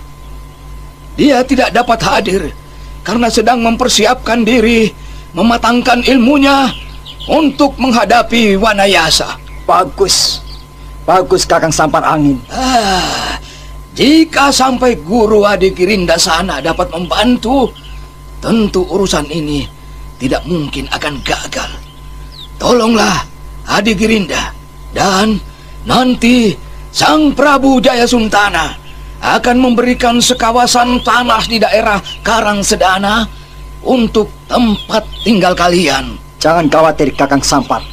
Kedatangan guru kemari saya kira juga ada hubungannya dengan Resi Wanayasa. Karena guruku itu sedang hendak menjumpa ilmunya pada tokoh yang paling sakti yang dapat memuaskannya. Bagus sekali Ade Girinda. Bujuklah beliau agar bisa bersama dengan kita ke padepokan itu. Maaf, agaknya aku terlambat datang. Hei, Dika Hanggara, Mana kekasihmu, Mayang Telasi? Dia sudah tidak sabaran lagi, Paman Sampar. Dan katanya mungkin besok atau lusa dia sudah akan lebih dahulu memulai sesuai dengan rencana Paman Sampar. Karena rencana itu benar-benar menarik hatinya. Sayang sekali, dia terlalu terburu-buru. Ada apakah Paman Sampar? Jika saja dia datang hari ini, kemungkinan aku akan menangguhkan rencana itu. Karena jika sampai guru dari Girinda sana sejerangkong hidup membantu dua Wanayasa pun, aku tidak khawatir.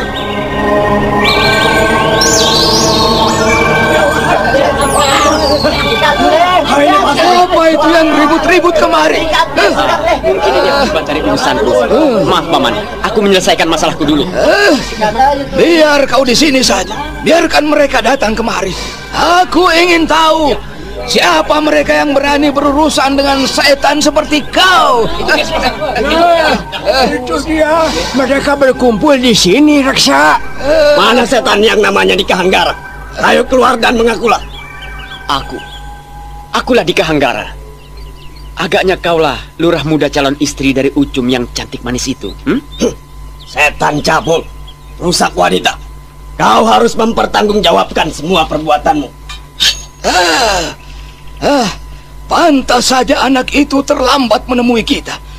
Dia pasti tengah berpesta, menghamburkan nafsunya di desa sekitar sini. Ayo, cabut pedangmu, setan. Aku tidak ingin membunuh lawan yang tidak bersenjata. Kau kira kau akan berhasil mengalahkan aku dengan pedangmu itu? Dan kenapa tidak kau ajak sekalian orang tua yang sedang berkacak pinggang itu? Dia adalah guruku. Dia datang kemari hanya ingin menyaksikan aku mencincang tubuhmu. Apa benar begitu? Jangan salahkan aku jika kau mati sebelum sempat mencabut senjata.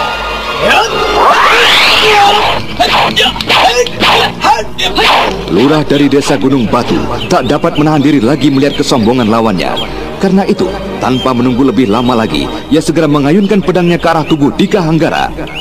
Akan tetapi, pemuda tampan dan telengas ini hanya sedikit memiringkan tubuhnya, sudah berhasil mengelakkan serangan dari lurah itu. Dan dengan mengibaskan tangan kirinya, Dika Hanggara mencoba untuk melepaskan pedang lawannya. Dan Sumar yang menjadi terkejut cepat menarik tangannya. Kita hanya mempunyai sedikit waktu, Dika. Selesaikannya secepatnya urusanmu. Baik, Paman.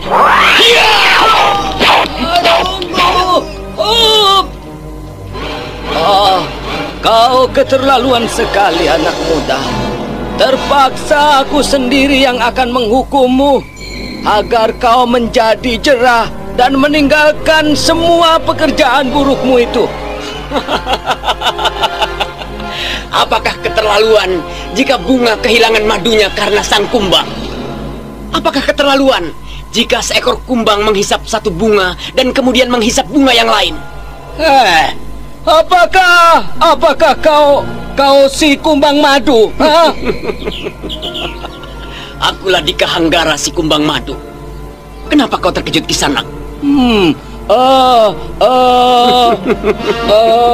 Tahukah kau, orang yang juga telah menjadi muak denganmu itu, dialah Ki Sampar Angin. Dan itu, di sampingnya adalah pendeta Girinda Sana dan Ki Wirageni bersama dengan dua orang saudaranya. Maaf jika begitu, Ki. Saya tidak tahu dengan siapa saya berhadapan. Maaf, kami akan segera pergi. Ayo Sumar, kita tinggalkan tempat ini. Ayo. Ki Reksa, kenapa mereka dibiarkan? Ayo, sudahlah, segera tinggalkan tempat ini. Orang tua gila. Aduh, tapi anak muda itu sudah membunuh. Ayo cepat tinggalkan tempat ini sebelum aku yang akan membunuhmu. Ayo.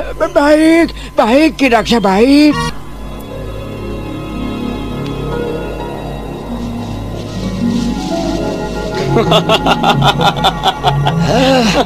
Ayo, duduklah Dika. Kita teruskan pembicaraan kita. Baiklah, Paman. Maaf, paman-paman sekalian.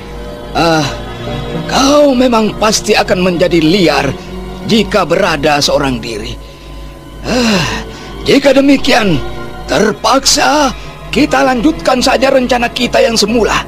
Kita tidak dapat merubahnya, karena Mayang Telasi tidak berada bersama kita saat ini.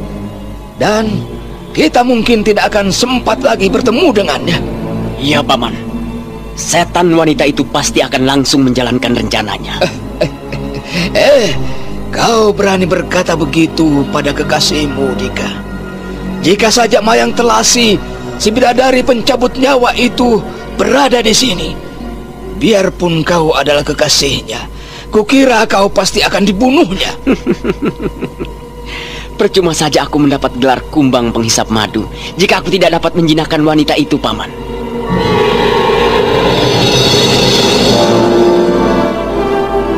Demikianlah Sampar Angin dan kawan-kawannya mulai merencanakan penyerbuan ke Padepokan Gua Larang. Sementara itu, di Padepokan suasana menjadi kian meriah.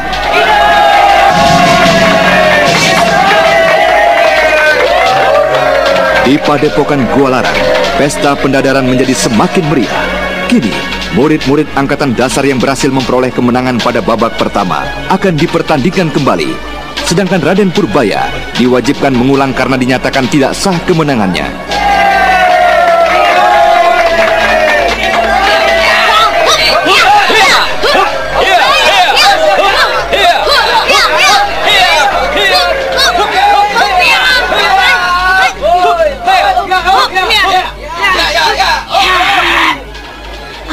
Aku tidak mempunyai pilihan lain.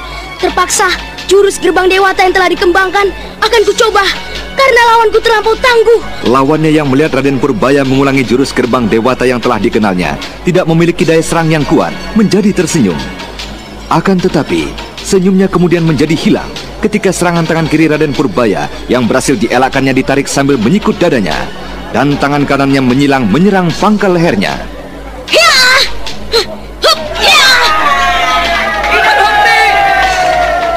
Teriakan Bajadis yang menggelegar membuat semua yang bertanding di tengah arena menjadi terhenti. Dan kemudian Bajadis melayang melompat ke arena. Akan tetapi Resi Wanayasa yang juga menjadi sangat terkejut melihat perubahan gerak dari gerbang dewata ikut melompat ke tengah arena.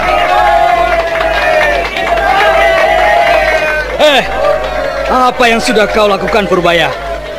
Dari mana kau peroleh jurus itu? Celaka, rupanya benar dugaan kakek itu. Mbah Jatis menjadi marah melihat aku mempergunakan jurus ini. Bocah setan.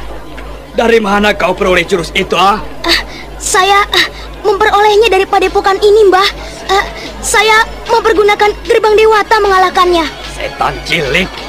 Kau kira kau dapat membohongi aku? Ayo, jawab sebelum aku menghukummu. Purbaya, berterus teranglah. Dari mana kau mendapatkan pengarahan gerbang dewata itu? Tapi Eyang, saya tadi mempergunakan jurus gerbang dewata untuk mengalahkannya. Kau mau berdusta, Purbaya? Tidak, Jatis. Dia itu benar. Dia mengalahkan lawannya dengan jurus gerbang dewata. Tapi kakak... Percayalah padaku, Jatis. Tadi yang dipergunakan itu adalah tetap jurus gerbang dewata. Walaupun dengan sedikit perubahan. Inilah agaknya kunci pembuka dari kincir metu tingkatan terakhir. Katakanlah Purbaya, berterus teranglah. Kau tidak akan kami hukum jika mau berterus terang. Jika menurut Eyang, saya masih tetap mempergunakan gerbang dewata, kenapa Eyang masih saja mengancam saya dengan hukuman? Purbaya, karena kau sudah menerima pengarahan ilmu dari orang lain selain kami yang berada di sini. Berterus teranglah Purbaya, jika kau masih tetap ingin belajar di padepokan ini. Saya menerima ilmu ini dari seorang kakek tua yang saya tidak tahu namanya. Bahkan kakek itu pun tidak mengerti siapa namanya. Iya. Apakah kakek itu memiliki tai lalat yang cukup besar di samping hidungnya? Iya, benar Eyang. Eyang benar. Bagaimana Eyang bisa tahu? Tidak mungkin, Kakang. Guru sudah lama meninggal. agaknya memang benar. Tidak ada yang tidak mungkin bagi Mamang Kuraya guru kita. Dia memiliki segala ilmu yang hampir tak masuk di akal kita. Tapi kita telah menguburnya, Kakang. Ya, itulah yang kukatakan kelebihannya. Jika benar guru masih hidup, kita tidak perlu khawatir dengan si Jerangkong hidup. Apakah orang yang mengajarmu itu tidak menitipkan pesan pada kami? Ada Eyang. Kakek itu berkata, jika saya mendapat kesulitan setelah mempertunjukkan ilmu ini, katakan padanya, kincir metu adalah sebuah ilmu. Ilmu lahir dari kepala. Nah, kenapa kalian tidak menarik buntut hingga ke atas kepala? Oh, iya. Benar, guru. Terima kasih banyak atas petunjukmu. Lanjutkan pertandingan itu, Jatis. Semua peserta sudah menjadi resah. Baik, Eyang. Luminta, lanjutkan pertandingan itu. Ayo Purbaya, kau... Tidak. Dia tidak boleh ikut dalam pertandingan itu. Loh, kenapa Eyang? Saya kan sudah memenuhi syarat untuk mengikuti pertandingan itu. Tidak adil. Jika kau mengikuti pertandingan itu dengan gerbang Dewata yang sudah merupakan tingkatan ke-10. Kakang, dengan satu jurus yang dimilikinya itu, Luminta gurunya itu pun dapat dikalahkannya jika hanya melayani dengan gerakan dan jurus saja. Luar biasa sekali Kakang tingkatan ke-10 itu. Tapi Kakang, berarti tingkatan ke-10 itu mempunyai sesuatu yang lain dibandingkan dengan tingkatan khusus ke-7, 8, dan ke-9. Ya. Agaknya demikian tadi, Jatis. Untuk itulah aku akan mencoba lagi untuk memecahkannya dengan bantuan petunjuk guru. Aku kembali ke kamar semadiku. Kau awasilah mereka. Iya. Baik, Kakang.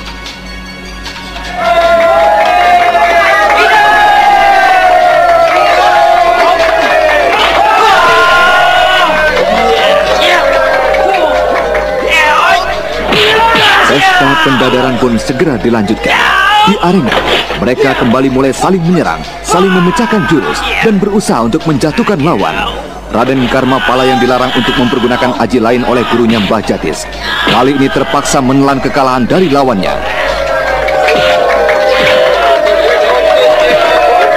Demikian, pertandingan itu pun dilanjutkan terus hingga selesai. Saat matahari telah bersiap untuk menyembunyikan dirinya, dan mereka semua, baik yang kalah maupun yang menang, kembali dengan perasaan gembira dan puas karena telah mengikuti pesta pendadaran itu. Dan pada saat itu pula, Padepokan Gua Larang berhasil menjaring banyak orang untuk ikut menjadi anggota Gua Larang.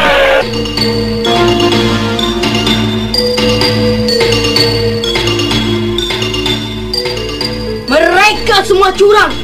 Undian itu jelas menguntungkan Purbaya.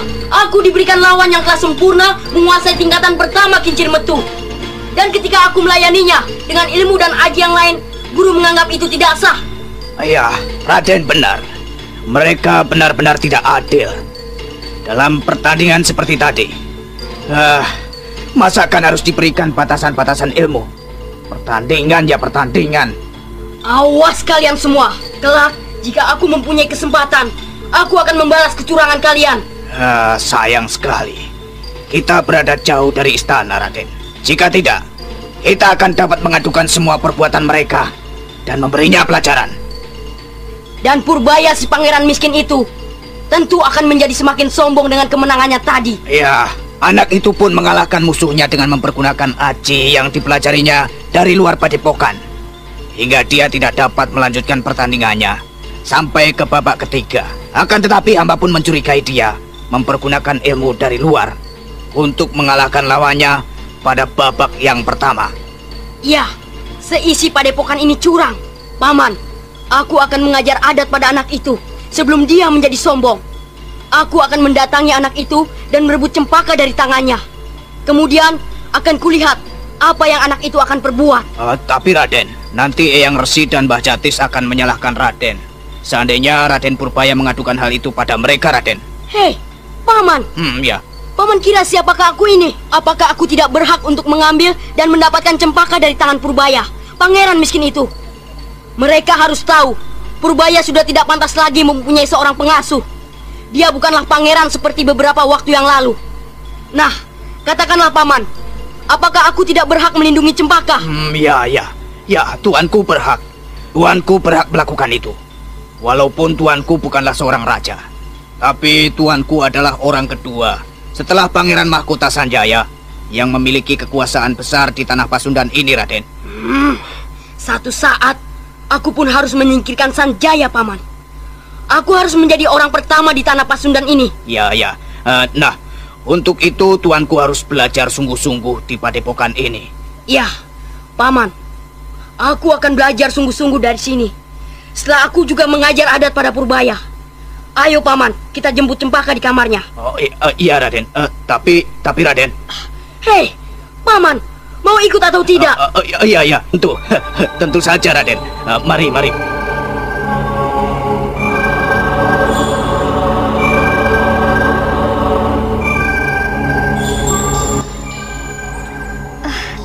Gusti, Raden Purbaya hebat sekali. Dalam pertempuran tadi, dia berhasil mengalahkan dua lawannya. Bahkan jika apa, Cempaka? Jika pertandingan itu tidak dihentikan dan Raden Purbaya diperbolehkan untuk mengikuti terus pertandingan, saya kira Raden Purbaya akan dapat memenangkan pertandingan berikutnya. Dihentikan? Kenapa Purbaya? Maafkan saya, Bu. Saya telah mempelajari ilmu dari orang lain. Akan tetapi, ternyata ilmu itu masih merupakan bagian dari kincir metu juga. Jadi, Eyang Resi kelihatannya tidak menjadi marah dan dapat memaafkan saya, Bu. Oh, Purbaya. Kita di sini mengharapkan belas kasihan dari orang-orang padepokan ini. Karena itu, janganlah kau membuatnya kecewa. Patuhilah semua perintah dan petuahnya. Ya, Bu.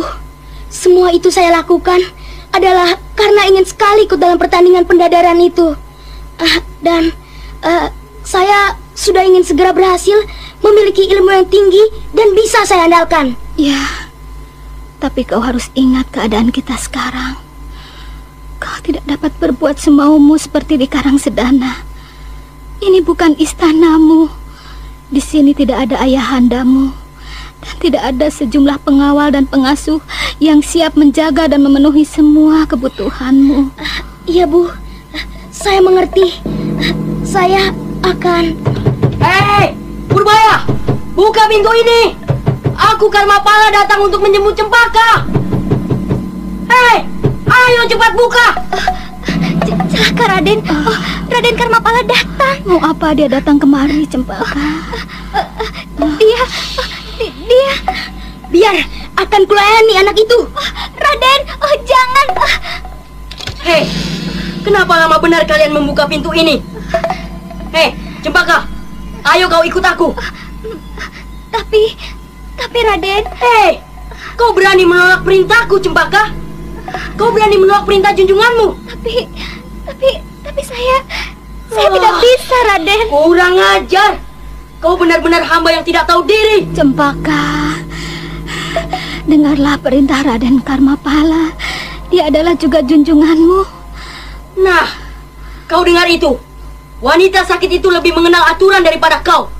Ayo, kau ikut aku. Tidak, Cempaka tidak akan menuruti perintahmu. Dia akan tetap bersama kami. Purbaya. Tidak, Ibunda.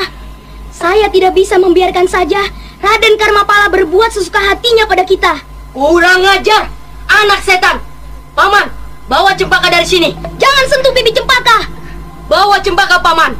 Biar aku yang akan melayani dan memberi pelajaran pada anak miskin dari Karangsedana ini. Ya. Purbaya. Jangan. Raden Purbaya yang menjadi tak tahan melihat sikap Raden Karmapala menumpahkan semua gejolak kemuakannya dengan pukulan-pukulan dari jurus gerbang dewata yang kini telah menjadi semakin ampuh.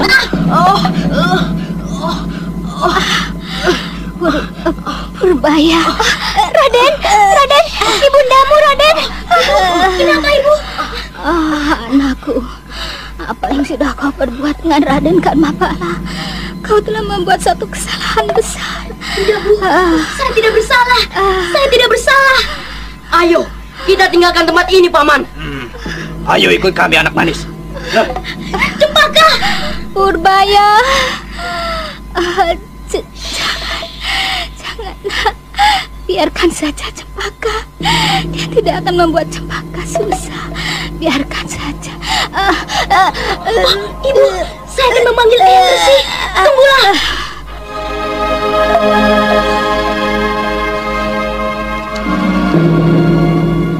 Raden Purbaya berlari menuju ke bilik Resi Wanayasa dengan 2 titik air mata yang menyembul di pintu matanya. Dadanya bergolak. Ia merasa kalut dengan keadaan ibunya, dan sementara itu kemarahan dan dendamnya pada Raden Karmapala sudah tak dapat ditahan lagi.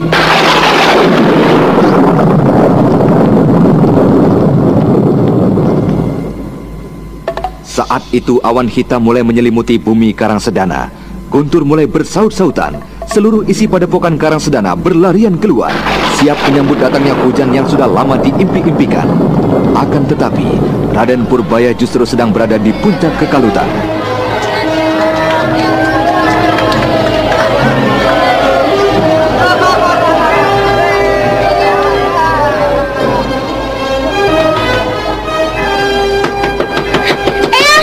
Eyang Resi, tolong Eyang!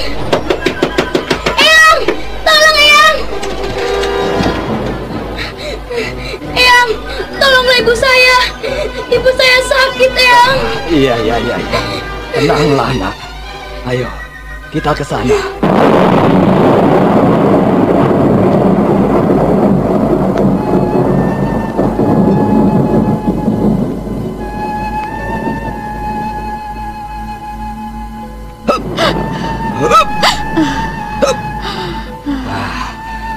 Berusahalah untuk sadar, Nyi. Sadarlah, Nyi. Tahanlah napas. Saya akan berusaha untuk menahan jalannya racun ini. Tahanlah napas, Nyi. Ya, tahan lagi. Tahan, Nyi.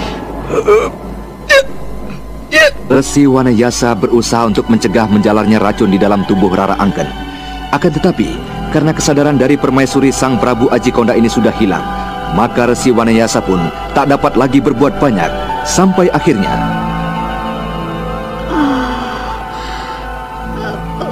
Purbaya, anakku.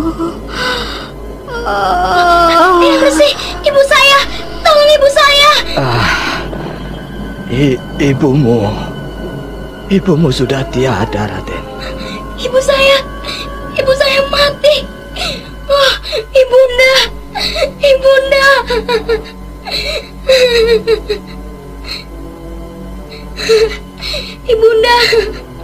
Ibunda. Awas kau Karmapala. Kaulah yang menyebabkan ibundaku jadi seperti ini. Kau harus mempertanggungjawabkan semua perbuatanmu ini. Aku bunuh kau. Raden Purbaya yang semula duduk menangis memeluk tubuh ibundanya, kini bangkit dengan wajah yang beringas. Kedua tangannya terkepal dan napasnya saling memburu, terlihat jelas pada gerak dadanya. Nah, para pendengar sekalian, apakah yang akan diperbuat oleh Raden Purbaya kemudian? Apakah Resi Wanayasa berhasil mengatasi kemelut di antara sepasang pangeran itu? Bagaimana pula dengan Resi Wanayasa? Apakah ia akan berhasil membuka rahasia dari tingkatan ke-10 Kincir Metu? Untuk mengetahui jawabannya, ikutilah kisah Babat Tanah Leluhur. Sampai jumpa.